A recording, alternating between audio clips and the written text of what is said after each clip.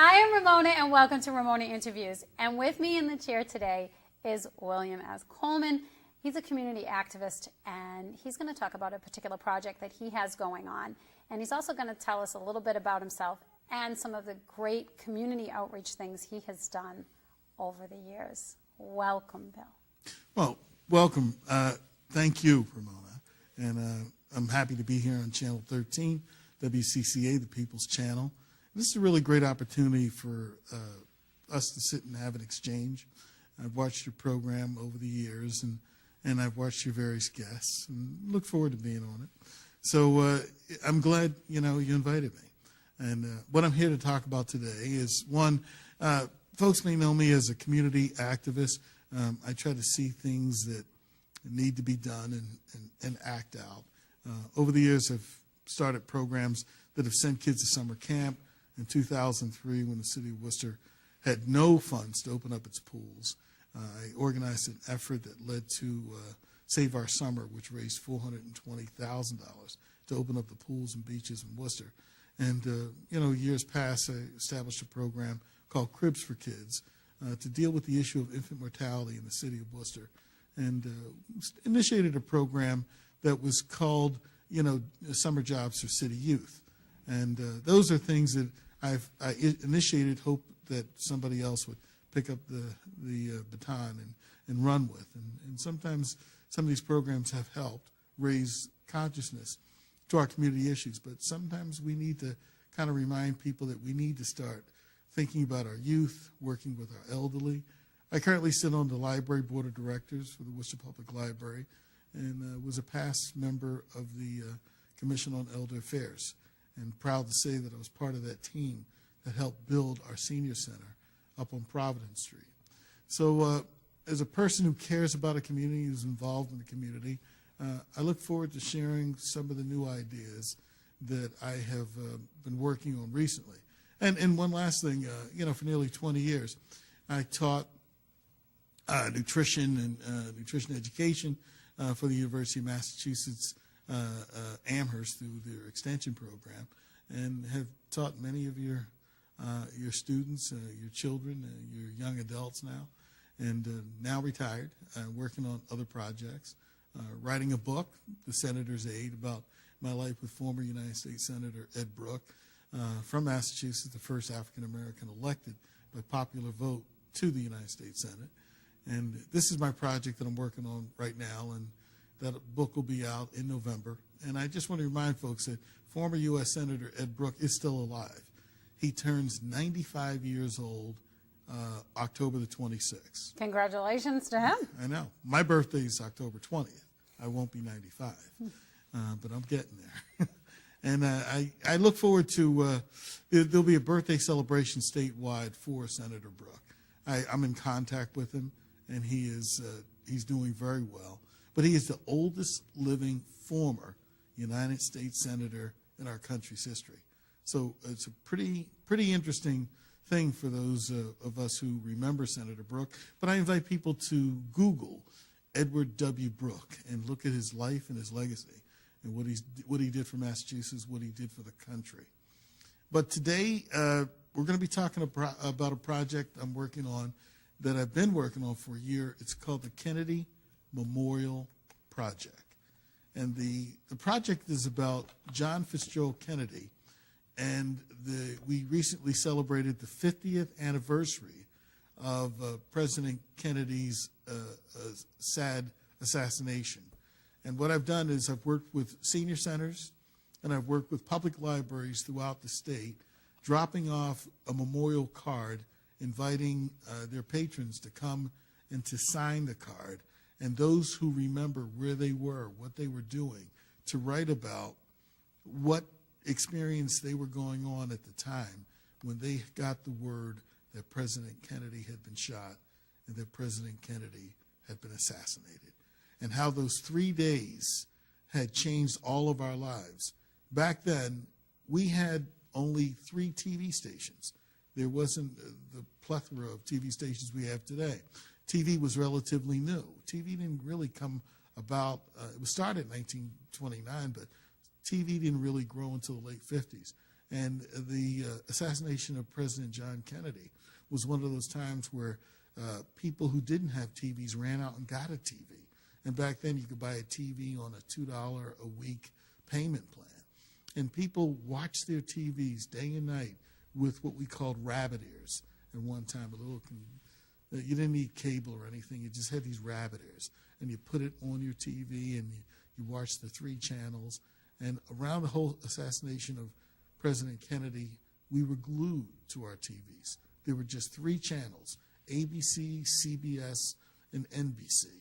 And we were watching just a constant update. Most of us at that time, hearing of the assassination of President Kennedy, thought that maybe it was a mistake. Maybe we didn't hear it right.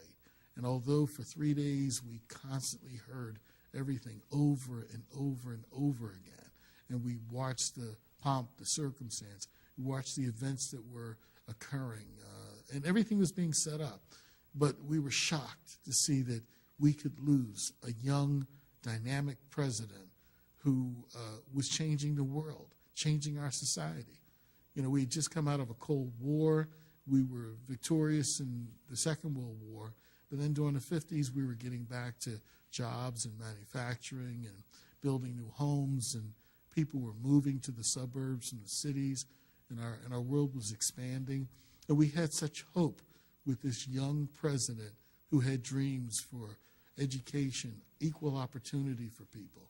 And when you think of it, there were so few groups that had legal rights to votes, you know, and we look at racism and bigotry that was rampant in parts of the South, where folks were denying their God-given rights and their rights under our Constitution. And things were changing. And President Kennedy was thinking about, he was making efforts to change all that, to make us a more equal society. But this card here allowed people to share their thoughts and their feelings about the assassination and where they were. And cards were sent directly to the John F. Kennedy Library in Columbia Point, Boston, with their thoughts and feelings from over 110 libraries and senior centers throughout the state. And what was interesting is the director, Thomas Putnam, who's the director of the JFK Library, he had written me and said that there is a archive, special archive for people to come and visit and see these cards and to see what people had to say. And then on top of it, the JFK Library produced a special DVD acknowledging the memorial celebration of the JFK Library. And this DVD is going to be premiered in the city of Worcester on March 30th at the Worcester Public Library from 2 o'clock to 4 o'clock. Now, there's going to be a small program. The DVD is going to be just 45 minutes, but we're going to invite people to share their thoughts, not only about, you know, where they were when they heard about the JFK assassination, but we'll also talk about different moments in time. Now, most recently, a lot of people remember where they were the moment they heard that the towers were hit on 9/11.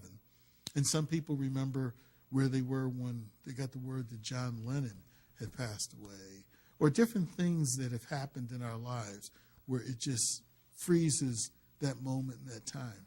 But I want to invite people, and just remember the date, March 30th at the Worcester Public Library in the Sachs Room from 2 o'clock until 4 o'clock. The program will begin. There's going to be refreshments and just a chance for people to have an exchange. And those who were not there at that time can come in and hear the stories and share how they feel, how they remember what they've learned about John Fitzgerald Kennedy and his presidency and his life. And then there's a lot of learning opportunities from the people who will be there to share. But these are a couple of good things going on there. And how did you first get involved with this? Well, as a young man growing up, I was very much influenced by the Kennedy administration and what they did. I grew up in Philadelphia, young kid, and as little kids growing up, boy, you know, it was exciting. You know, got this new president, His wife was beautiful. Everybody wanted to marry Jacqueline Onassis. They said she's married, But she brought fashion, flair. She brought a sense that, it's a new spring in government. And even though I'm growing up in Philadelphia where there was great opportunities out there, but I wasn't aware of, discrimination, racism, and all that kind of stuff. I lived in a comfortable 5-block area where everybody was my grandmother, everybody was looking out for everybody, and it was just a very, very comfortable environment. And, this program here, as I got older and went to school and traveled around and got involved and working in Washington, I had to look back on this 50th anniversary because it hit me. And I said, 50 years ago, I was in 3rd grade at Our Lady of Holy Souls Catholic Elementary School, 3rd grade. And the moment came where our Mother Superior came on the PA system. And one time schools had PA systems, which were these huge speakers that always echoed. And she said, children, put your coats on, go to the schoolyard, and pray for President Kennedy. And as we were walking out of this Catholic school, we're all saying the Our Father, praying for President Kennedy, because he had only been shot. And then once we got to the schoolyard, there was another announcement.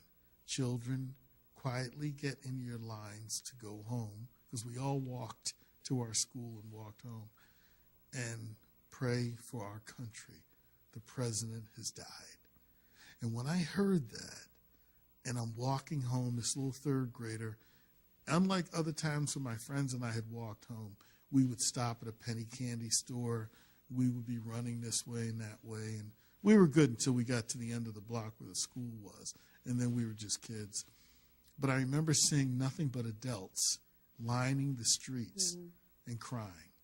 Oh, the woman who ran the penny candy store was a woman named Miss Gracie. Everybody went in after school and put their pennies up, and they got their pretzels and their squirrel nuts and all those games. But Miss Gracie was standing outside of her store and said, children, I'm not open today. The president has died. I'm very sad. And then there was a guy, Mr. Williams, who owned the corner store, and the guys in the garage. And as I look at this walk, and I've walked these 5 blocks from the school that I attended to where I lived, and all these adults were crying. And it was such a sad, sad time. It was just this cloud of sadness. And I got home, and I turned on our TV. Our TV was on. And I remember watching the news and the different reporters just bouncing back and forth. And we didn't change the channels much then. We weren't channel, because you had to get up and change it. You just left it there. And hearing these reporters give an account again, because everything was very fluid then. We didn't know what was happening. We didn't know who assassinated the president. We weren't quite sure of all this stuff. And I remember being so touched by that. And then thinking about this 50th anniversary, I'm not a kid anymore. I'm an adult. I've been involved. I encourage other people to get involved. But then I talked and I thought, what can I do? I'm just one person. And I've never much asked for permission to do things, but I did research it, and I tried to find out what other people were doing to celebrate this 50th anniversary of our country's loss. And then I found out that there was a lot of individual efforts, but not a major organized effort. So I put together a card. I designed it. Actually, I thought about the card in a dream. And I said, well, maybe I can get a card and have people write down their thoughts. Or we can have people write folks' thoughts down who may have trouble with that. And I dreamt up the dream. I designed the card. I laid it out. And originally it was going to go to 35 libraries and senior centers in Central Mass. But due to the kindness of a guy named Dennis, who was the manager up at Staples, he got wind of it and sat down with me and said, Bill, we want to help. And Staples became a community partner. And they printed 100 of these cards, intact, beautiful cards, and it enabled me to expand this program to 100 public libraries in Massachusetts and 100 senior centers. And as I went to each library, and I spoke with the library, head librarians and the directors, and I told them the project. They said, Mr. Coleman, we're on board. We would love to be a part of this. And libraries took the cards, presented a display in their openings when people walked in, and invited people to sign. Now, after all these, and after a few months, the cards were all sent to the John F. Kennedy Memorial Library and Museum, and they were coming from all over. And I had never seen what people had written. And even on the senior centers throughout, the only one I saw was the people from Rutland, Mass. Sent me their card and a short note thanking me for including them into this special project. And then, I got a note from Mr. Thomas Putnam, the executive director of the JFK Library and Museum, and he invited me to come visit. And he said the staff was so overwhelmingly moved by what people had written and how they responded. And they themselves were doing a program, and they created a video, which will be debuted at the Public Library on March 30th at 2 p.m. And hopefully we can premiere that video here on WCCA TV. But it just got me involved to go out and I mean, I spoke to 100 library directors, walking in cold calling. Hi, I'm Bill Coleman. The only connection I had was I sit on the library board of directors, but not representing them, just representing myself. But I'm a library person, and I know how important libraries are to a community, and they're a gathering place, they're a meeting place, a place for intellectual exchange, and all that happens in Worcester. But it also happens around the state, and from Springfield to North Adams, and I drove and set up appointments, and while I was in town, ran over to the senior centers that were available, and nothing but a positive response. Be glad to get involved. How can we do more? And I said, all you have to do is invite people to sign it and then mail it with a letter saying, in behalf of our patrons of Fitchburg, Leominster, Beverly, Lowell, they sent these cards. And, when people go to the library, the JFK Library, and you're doing research, you can see what people have said. And it moves you. Because, I thought I was moved by my story that appears on the back of the card, talking about this third grader and how it so touched me. But when I hear of mothers preparing lunch, dinner, cleaning, and back then in 1963, it was a tradition. It was kind of a old throwback to the way things used to be. There was one breadwinner in the house. Usually the dad was out working. Divorce rates were 20%, not 60%. The kids went to local schools that were walking distance to their houses. So the mother's usually home, cleaning up, preparing the house, and so on. This is even in Philadelphia. They crossed all kinds of lines and so on. And there were some people who were working. But it was a different time in America. And when people write about how they heard it on the radio, or they were standing on their porch in front of their house and somebody just screamed out, the president's been shot, the president's killed. Or somebody had said one time that they were on a bus and somebody said, wait a minute, did you hear that they shot Kennedy? And this had been some time later. Or people driving in their car, listening to the radio, and then all of a sudden they just pulled over on the side of the road and started weeping. And it was so emotional for that time. Now, there are some people who are older who remember where they were when they heard of President Franklin Roosevelt and when he died in Warm Springs, Georgia. And they remember it was their generation that they pulled over and they cried and they wept. And some of us remember the turbulent 60s, the death of Martin Luther King, the death of Bobby Kennedy. Some of us remember hearing of the assassination and death of Malcolm X.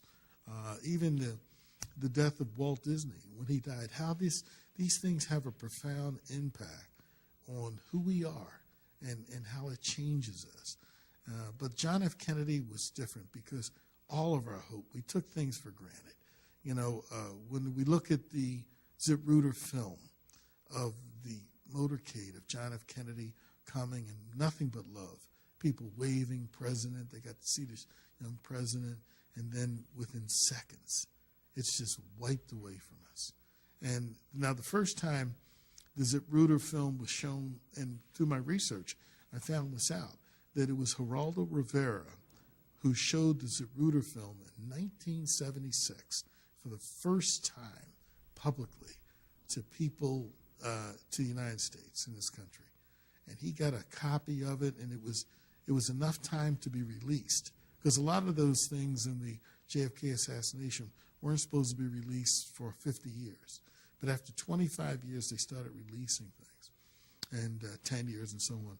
But Geraldo showed that film, and when you see it, you can Google it. You can Google, or you can just do research online to see Geraldo Rivera, Zapruder film, JFK. And he played it before an audience, and it was televised. And the moment people saw that motorcade and they saw the first shot, you could hear a gasp in the audience. We're actually seeing a life from a positive arrival at the airport in Dallas to a motorcade with flowers and love, and then you hear all the other things that, you know, wasn't recommended that he go to Dallas. We knew there was some hostility there, but when he arrived, he said, "There's no hostility here."